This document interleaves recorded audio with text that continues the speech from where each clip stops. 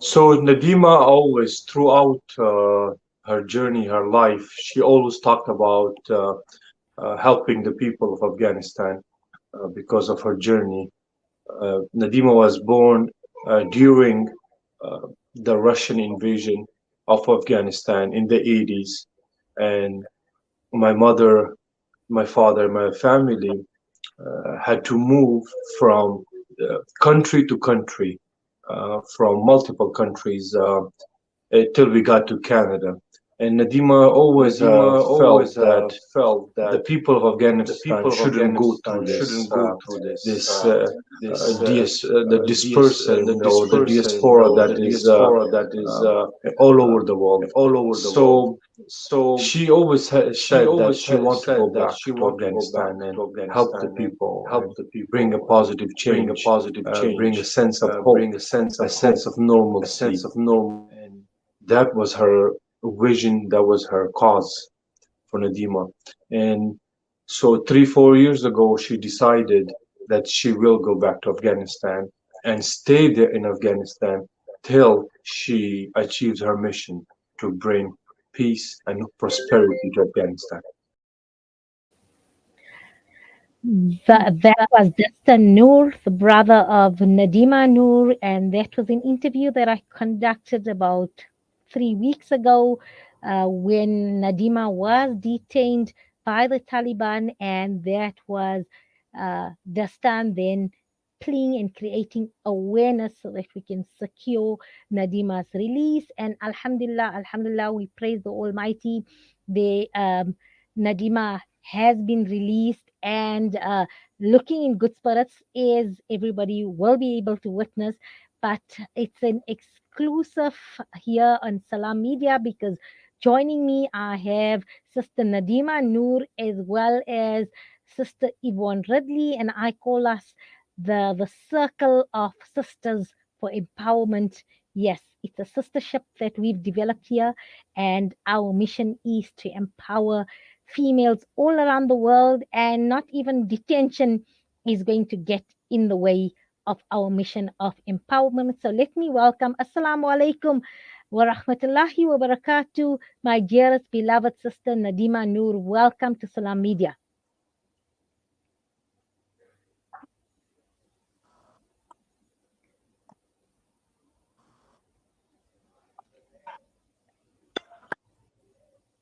We Assalamu alaikum, Sister Nadima. I know there's a slight time late. Can you yes?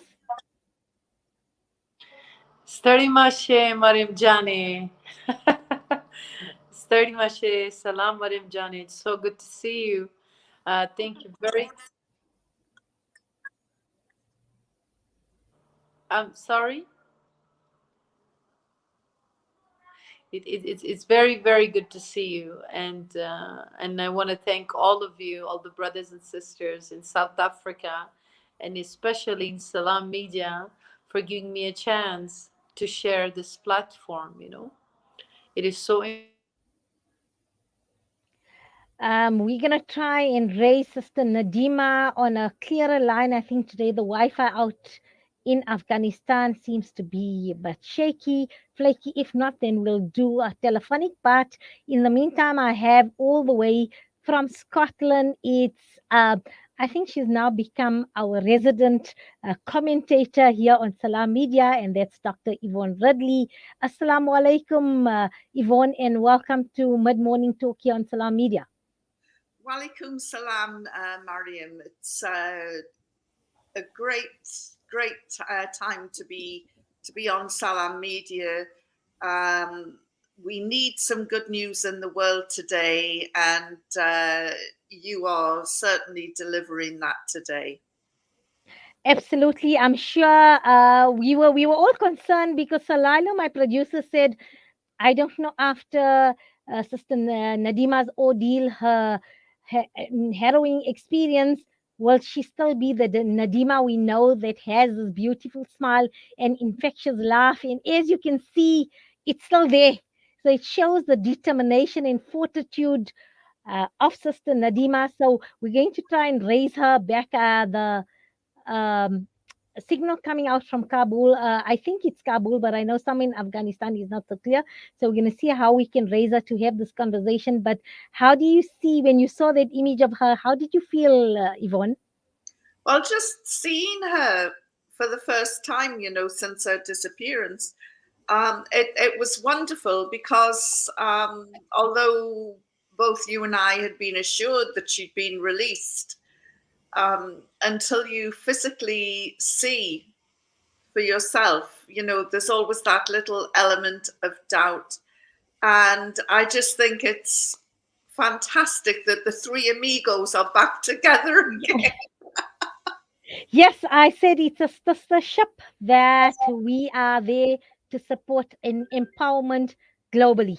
So global, and as we've bear testament, not even detention can stop that resolve or put a halt on that resolve to empower mothers and sisters the world over. Yes, absolutely. And I think that our immediate instincts when we heard about the plight of Nadima was we've got to get out there. And it was something that Salam Media was looking at when the great news came through that she was being released. I think that the thought of the three of us congregating in Kabul was maybe too much for the Taliban. I don't know, but I still don't know why she was taken. I think it will turn out to be something that was in error, and happily, once you raised your voice and I raised mine, the situation was addressed very quickly. And, it just shows the power of the sisterhood. Yes. So Yvonne, before we get Nadima back, I'm told we're going to try and get her on a telephonic line, the good old-fashioned telephone, because today I think the connection is not so good coming out of Afghanistan. Can you just now reveal some of the behind the scenes happened? So as I said, on the 13th, I sent Nadima, it was 14th February timeline. I sent Nadima a message. It was sent, not delivered. I waited about 5 days because normally sometimes she's in area of no communication. And I raised my concern, I think 10 days later, and Ponty, our CEO of the station, said, Appa, just give it time because I'm this person that gets very excited. And then when we've got news coming out from Afghanistan that she had been detained up until her brother contacted me. I then contacted you, and I was really, really concerned and besides myself. And it was a passionate plea, Yvonne, please, you need to assist me. So, from your perspective, what then happened? Well, I picked up the phone immediately to some people in Kabul just to establish where she was and why this was happening. And I then picked up the phone to people in Doha. We're talking about the Taliban leadership right to the top, to say that this is one of the biggest own goals since the Taliban came to power, because Nadima was the one who was running a campaign, #stay, begging people to don't leave Afghanistan, stay, rebuild the country. The very things that the Taliban was saying, Nadima had been saying right from day one of their arrival. So I pointed this out, and I was told that the situation would be investigated immediately. Of course, things move slowly in Afghanistan. I know that similar messages were being conveyed from your side, and although we were given assurances that this would be resolved very quickly, you and I started looking at a plan to go out to Kabul and go and get our sister. But within 24 hours, we were told that she was to be released, alhamdulillah. So, of course, only Nadima will have the inside story about what happened.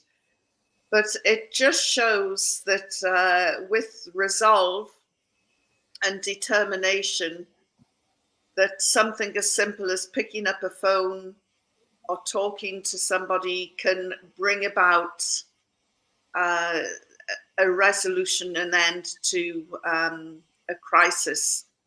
So,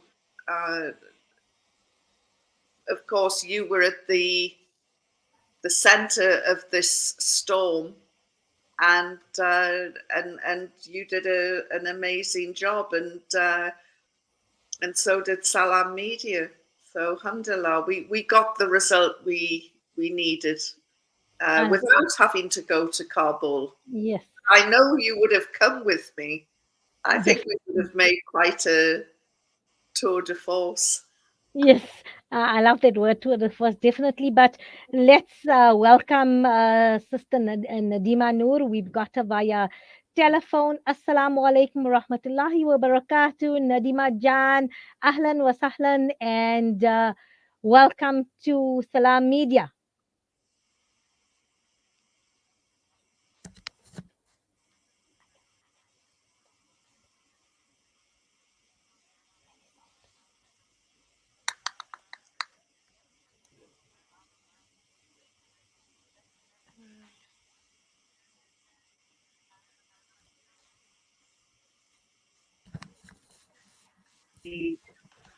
Sharing this space with both of you, beautiful women, and everyone in South Africa and around the world that is listening to our voices.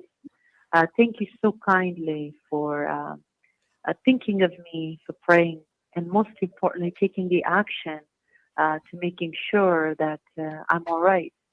Um, because there's nothing more powerful than the voice. And I know that the purpose of our life is to be able to express ourselves uh, through our voices, and most importantly, in service of others. So I'm very grateful. I'm very grateful to be able to do both. Yvonne, sister, how are you doing? You're doing good? Alhamdulillah, I'm fine. And I can tell you, Nadima, I will be in Kabul in a few days' time. So I'm hoping I'll be Oh, able to wonderful. tell you in person exactly how I feel. I just got the travel plans finalized today. Well, we look forward to receiving you, and we'll be happy to host you. And I am very, very, you've given me such great news. May your travel be safe, and you will be well looked after here. We will have a good time together. I wish Mariam would have said the same thing, but I have a feeling that me and Mariam connection is going to be together uh, first in South Africa. But Ivan, we look forward to receiving you here in Kabul, Afghanistan. Thank What you. good news you've shared with me.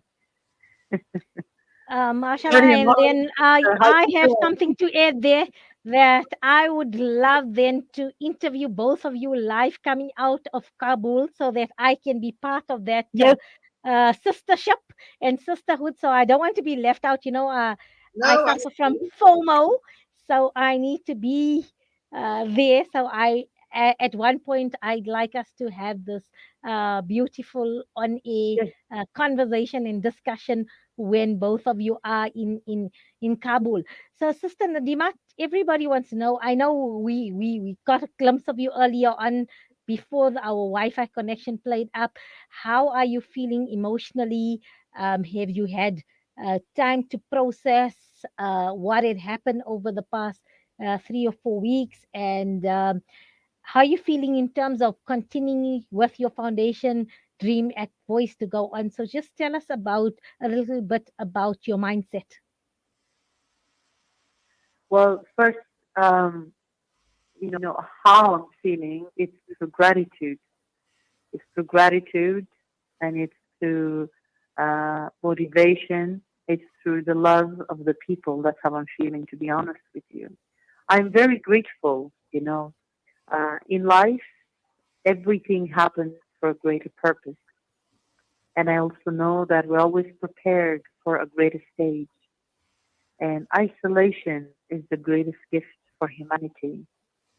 Um, so for me, being detained or taken or being hosted or being arrested has turned out so good because of the result that it has given me, also what it has created for the national and international community.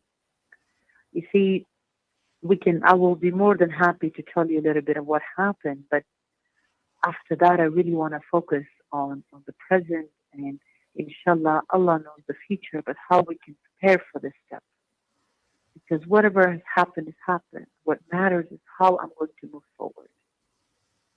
And I'm actually grateful because of what has come out of it. And like Ivan's sister said, that we now know what we need to do to move forward together. To be honest with you, first I was alone. I had few people working with me, and I was doing my best to reach out to certain communities, with certain communities, certain organizations. But now I have this new government as my brothers to look out for me.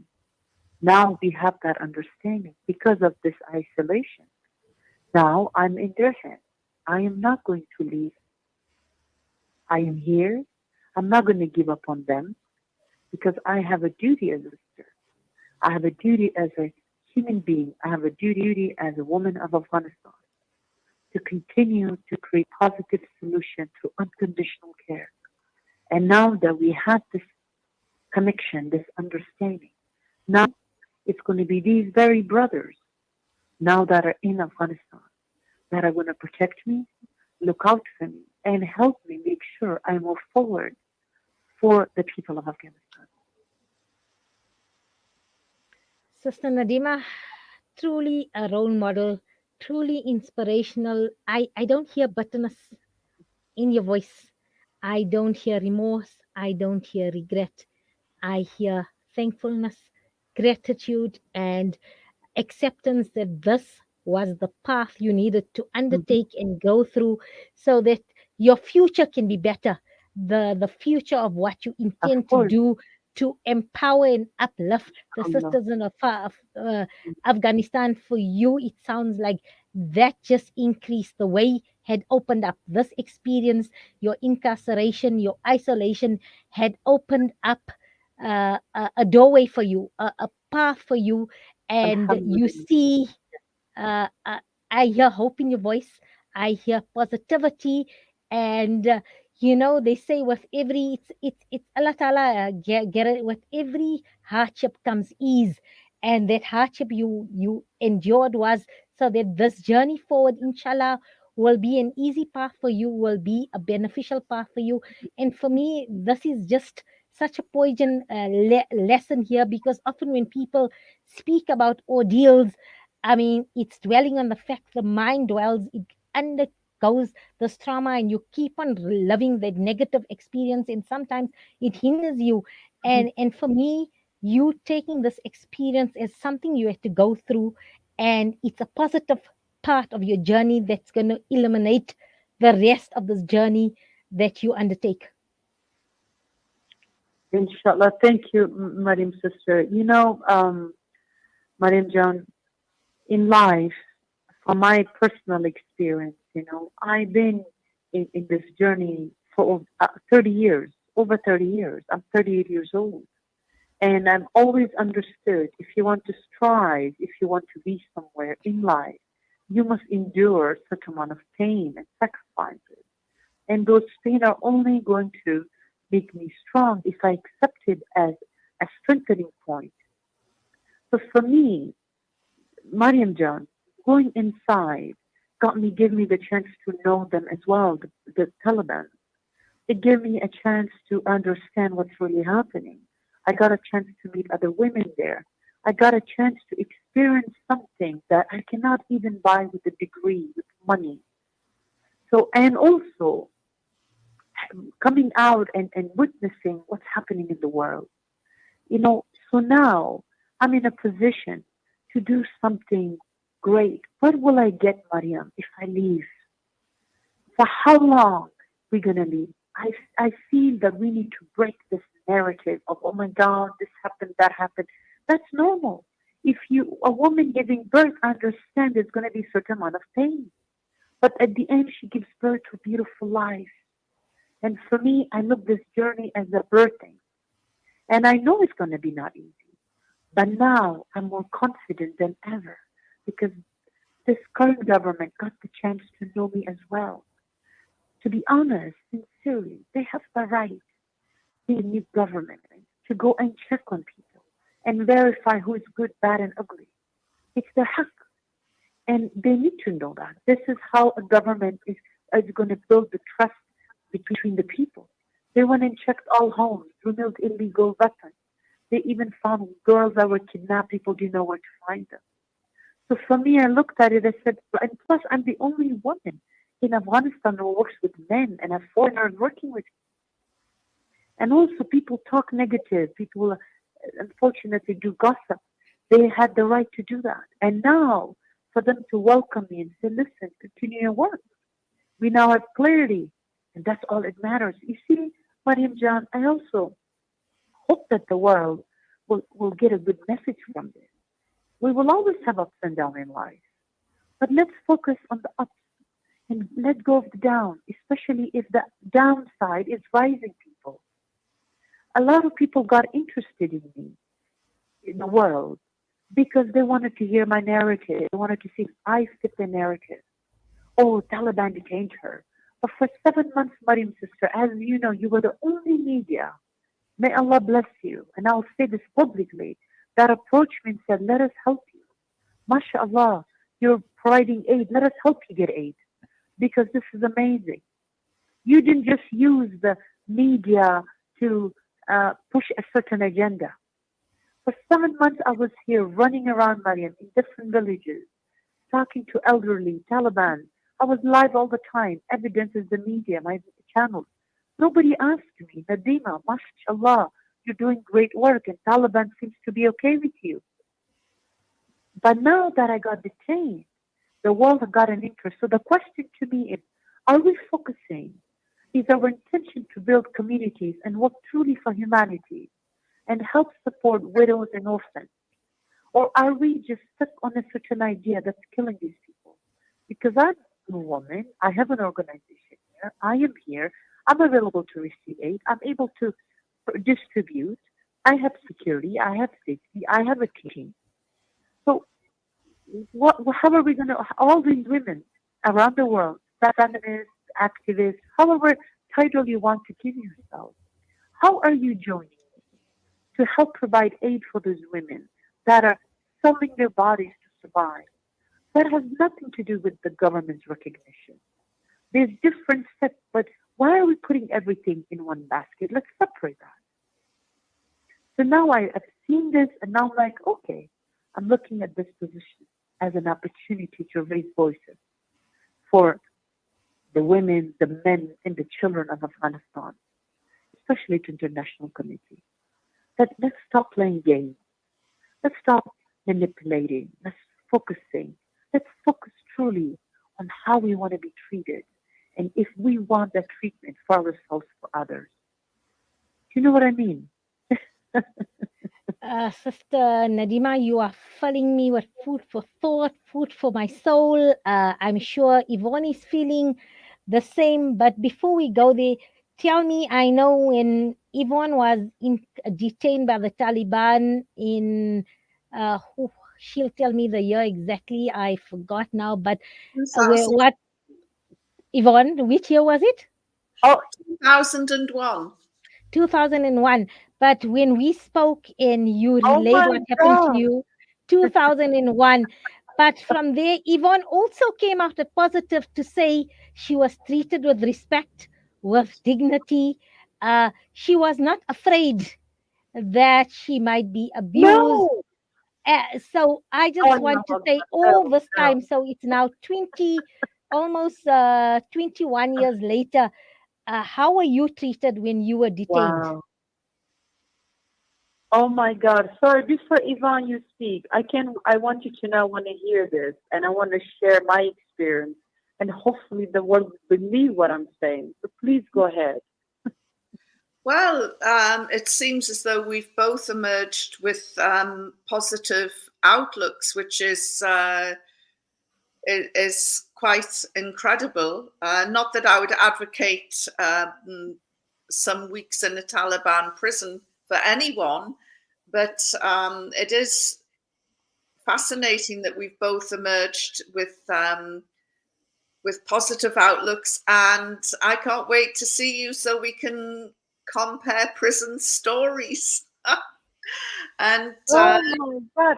You know, mhm. uh, Eva, I am looking forward to this. I know I remember now.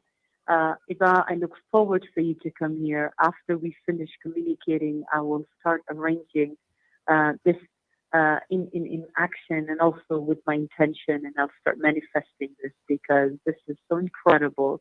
You know, Eva, sister, you understand alone because you were detained. You know, I don't like to call it detained, arrested because it's not an honorable thing. You know, I am the woman of Afghanistan, and Taliban are my men. They're my brothers, and also I urge. I even said I am going to say this again that it is time our men take care of the women with honor, dignity, and respect. I am the woman of Afghanistan, and I will not go anywhere because I feel or I need to feel that I'm not safe. I want these men who are taking the responsibility of this country to stand for me and protect me and demand that nobody disturbs my direction, especially for for education, health, and agriculture and entrepreneurship. I am confident that these men will die for women like me because that's their honor and they will protect women like us and they will not let anybody just take us out of this country. Because when Canada approached me and insisted that I get evacuated, I didn't feel it was the right thing to do. And I'm not going to do this. I urge Canada to sit down with me and start evaluating solutions for the women of Afghanistan and the children of Afghanistan and the men of Afghanistan for humanity. And I hope to be the bridge for Canada and the people of Afghanistan towards positive solutions. And as for being, so I call this as a hosting. I was hosted by them because I'm the one who insisted on going. I'll tell you what really happened. When they came into my office, they asked me, we want to keep your men, my team, for questionnaire. I said, that's not going to happen because I, as an Afghan woman, as a human, did not feel right to just let my guests be taken away for whatever reason while I sit down and watch that happen. So I felt responsible. If Mari, you're a guest in my house, I'm responsible for you and I will die for you. That's my Afghanism. So for me, it didn't feel right that they be taken, even if they were just going to offer them dinner. I want to be there. So I pushed to go. I insisted. And they were like, but we need to take them. I said, that's not going to happen. What am I going to say to their mothers, their wives, and their sisters, and their brothers, their families? How can I let anybody be taken away from my home while I sit there and watch? You either kill me or take me with you so we can handle the situation together. And that's exactly what happened. They took me, they asked me some questions after that. Alhamdulillah, I felt like I was hosted. Of course, I would have loved to leave, but I realized, Nadima, this is your fate. You're here for a reason. Look at this situation as an opportunity to learn and understand. You're not going to be here forever. You're going to leave, but leave with something positive. And if you were nothing, you wouldn't be here. This Allah is preparing you. And now here I am speaking to you, beautiful sisters, speaking to other people, being invited and be given the chance to raise my voice. So now, how can I look at that situation as bad when it has turned out so good? And I'm confident these brothers of mine are going to help me rise this nation together because we need each other, family. Who else is going to correct this direction if it's not us, the people of Afghanistan? It is only the people of Afghanistan that are going to correct the destruction towards construction. I'm confident in this. Nadima, so how is your relationship currently? Did you meet many of the other leaders that are higher up in the rank in terms of social development, or I don't know which department your NGO falls under? Did you get to meet other leaders? Had you explained to them then in terms of what you envisage and what your Dream Act Foundation intends to do? So how were those negotiations and meetings? Well, to be honest with you, my sister, I have met with some of the leadership at some of the departments. And yes, I met with one of the gentlemen from Ministry of Interior. He welcomed me. He even gifted me with beautiful clothes, which is a tradition we have. He gifted me, and he assured me that I can continue this journey. And misunderstanding happens, and everything happens for a reason. And I'm looking forward to meeting with everybody else to continue this journey because, like I said, we need each other.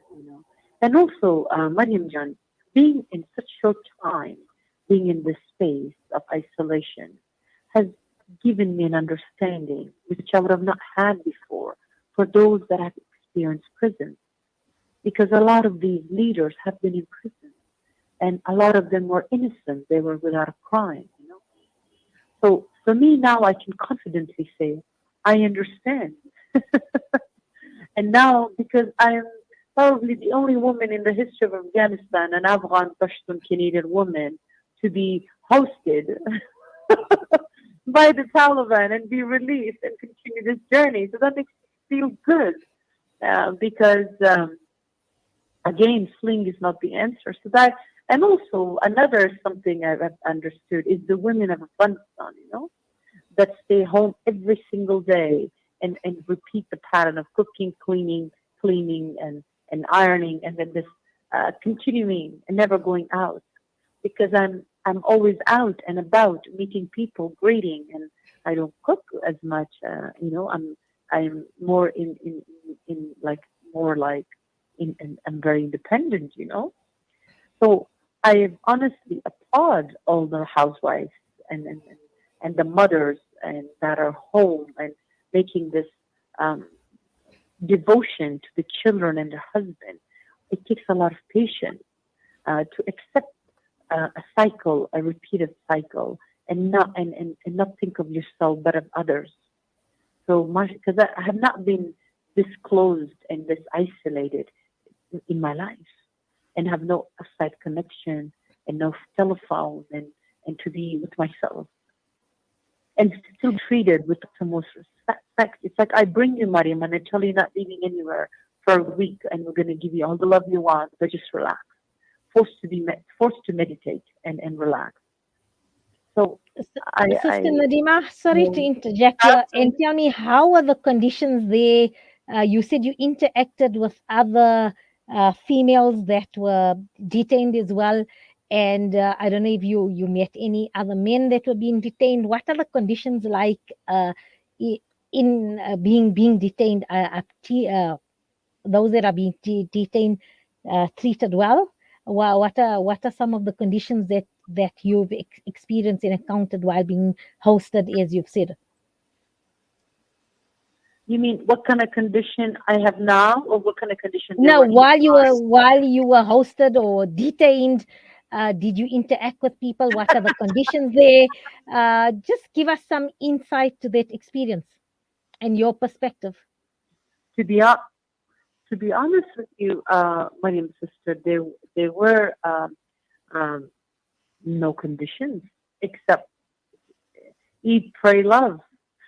Just relax. Everything is going to be okay.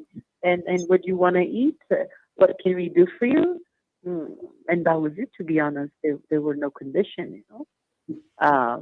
There was zero conditions.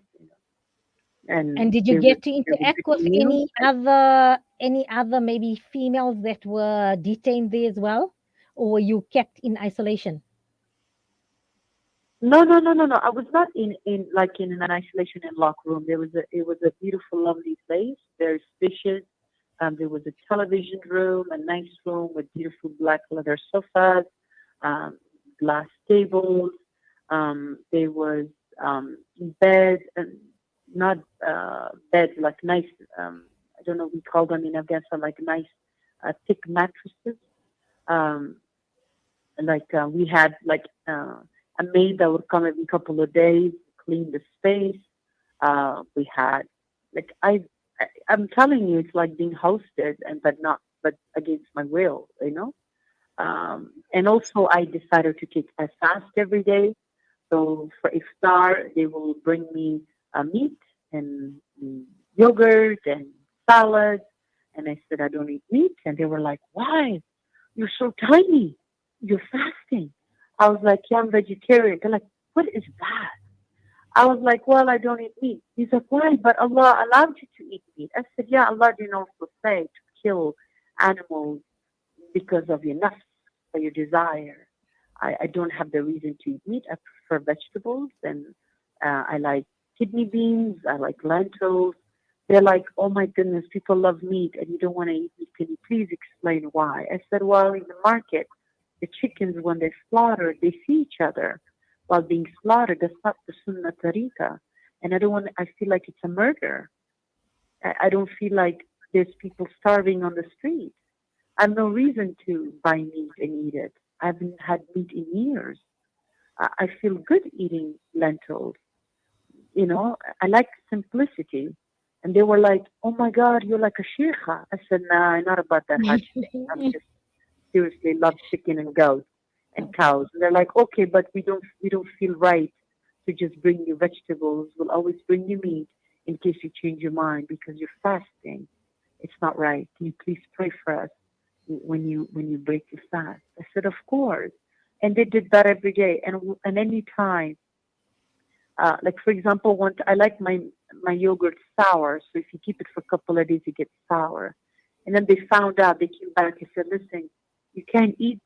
You can't have uh, one of." They send one of the female workers, like a police officer, and she said, "You can't eat this. You're gonna get sick. We're gonna get you fresh." I said, "No, no, no. I like my yogurt to stay on the table counter for a couple of days."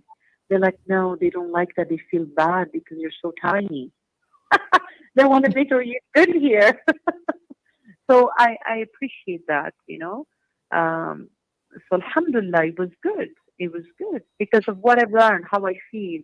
I'm so grateful for the feeling I have now. I'm so eager to do great work. I'm eager to um, negotiate for women here. I'm excited to create projects that will benefit the youth of Afghanistan. I want to create solutions with everyone's support, international community support, for widows and for the orphans, and also even men that are suffering. Their wives have died and mothers are old.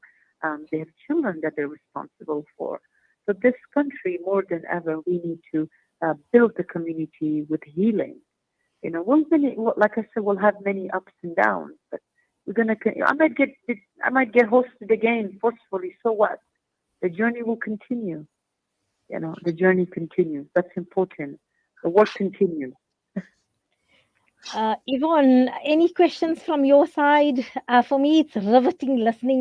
I said you are a great narrator of stories. I mean, you had me mesmerized throughout our journeys, but I think right up there is now Nadima, who's, a powerful narrator as well. Any questions from your side or comments? Well, I'm glad to hear that the Taliban have improved the prison conditions since 2001 because the prison I was held in, it was the central prison in Kabul. I was actually held in the terrorist wing, and it was very, very basic. Certainly no communal rooms with TVs, uh, nothing like that at all. It was, concrete floors and very wafer thin mattresses and lots of mice and scorpions running around. Um, of course, I was on hunger strike, but it's really encouraging to know that the Taliban were concerned about Nadima's eating habits, because when I went on hunger strike, they were really upset about that. So, as I say, it sounds as though things have changed quite a bit, and that the prison conditions have improved. Although I still wouldn't recommend a stay. But Sister, I I can want to add. imagine that Nadima has some excellent material now for her stand-up comedy as well. Yvonne, sister, I must add on. I did go on a hunger strike for the first 5 days. I refused to eat or drink, and I went down. I fell, and then they brought in a doctor, and then they immediately came, and they were so disturbed. They said, "Oh my God, please eat. What happened?" I said, "Nothing. I'm good. I just want you to tell me why I'm here." And they're like, we're gonna fix it. And I said, "Okay, but here's the deal. I'll stay another 5 days, and I'm gonna just tell the world that I was corona or I was quarantined." They're like, "Why?" I was like, "Well, because you're my people, you're my boys, you're my family, you're my Afghan men. Do you want me to tell the? Do you think this is the right thing to do, to bring a woman in and do this and do this thing?" And I want to say this again publicly. I said it is time we openly communicate to each other.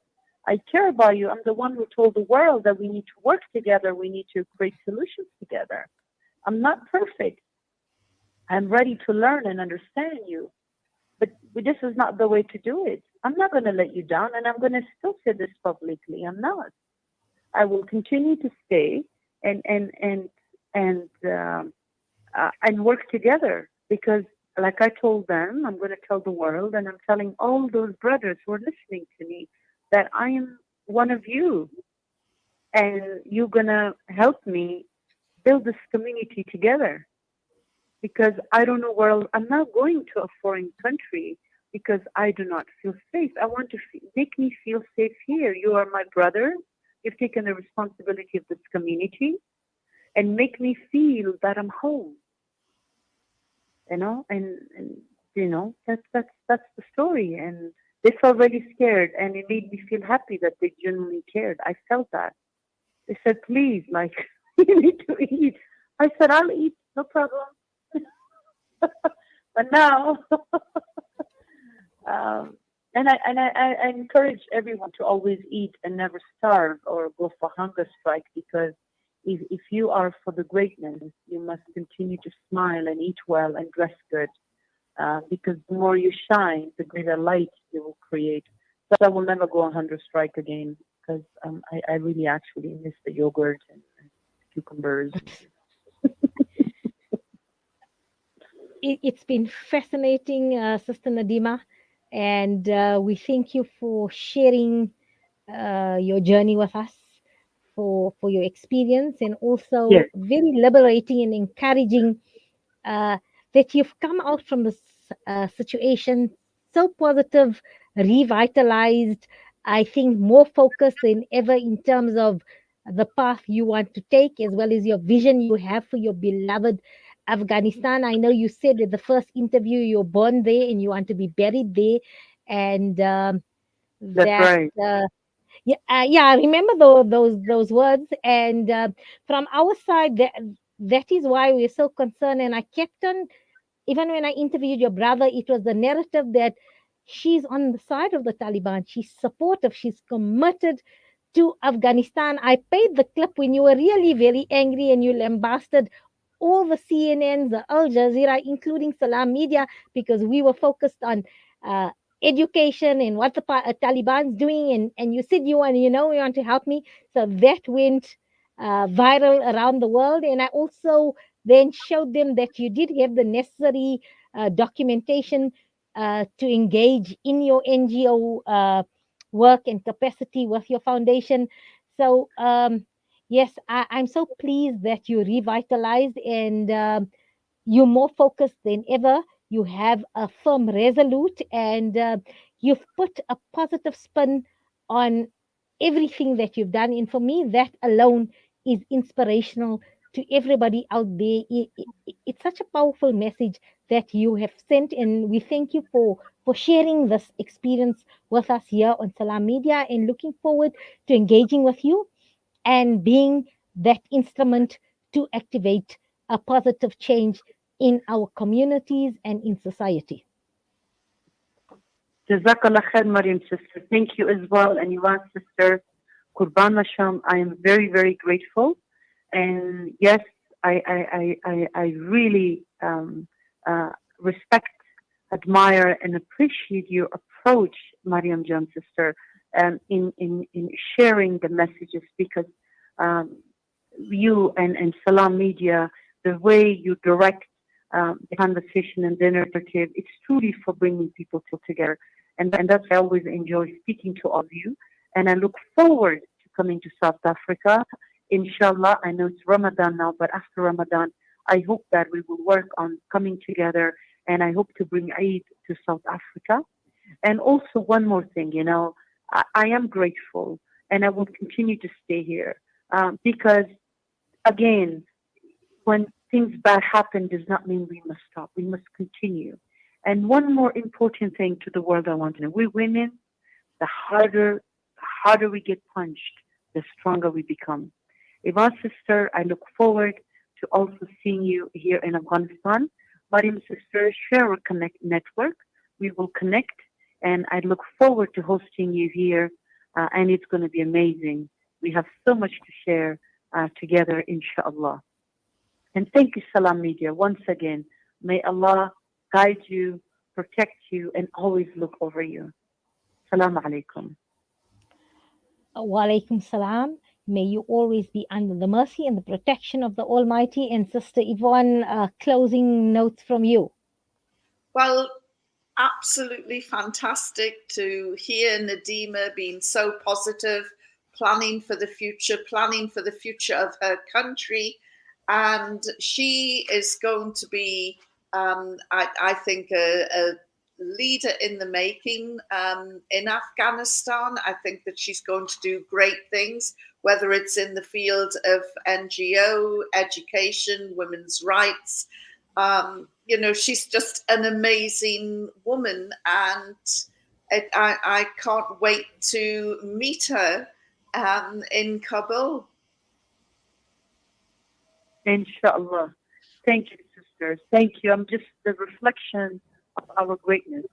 Alhamdulillah. Mariam Jani, I love you, girl. I love both of you. Wa alaikum salam. Equally, I love the both of you. Yvonne, you are a guide to me, a mentor to me, a mother figure in the media, a nurturer, and Nadima, a kindred sister. I feel we have this connection, and that's why I felt that day that on the 14th, when you didn't return the message by the 15th, I felt that the Almighty connected us, that I knew something was amiss. But Alhamdulillah, all else ends well, and we thank the Almighty that you are safe and you're positive, and inshallah may He continue to use all of us in service of Deen Islam as well as humanity at large. This was an exclusive Salam Media, and hopefully we can connect with Sister Yvonne and Sister Nadima when they together in Kabul. Thank you both, my beloved sisters, for your time and your words of wisdom, empowerment, and for educating us. It's been an absolute pleasure. And from me, I'd like to say, Assalamu alaikum. Until next week, may you be under the mercy and the protection of the Almighty. And we're going to end off with a pre recorded segment. Assalamu alaikum wa rahmatullahi wa barakatuh. Walaikum salam.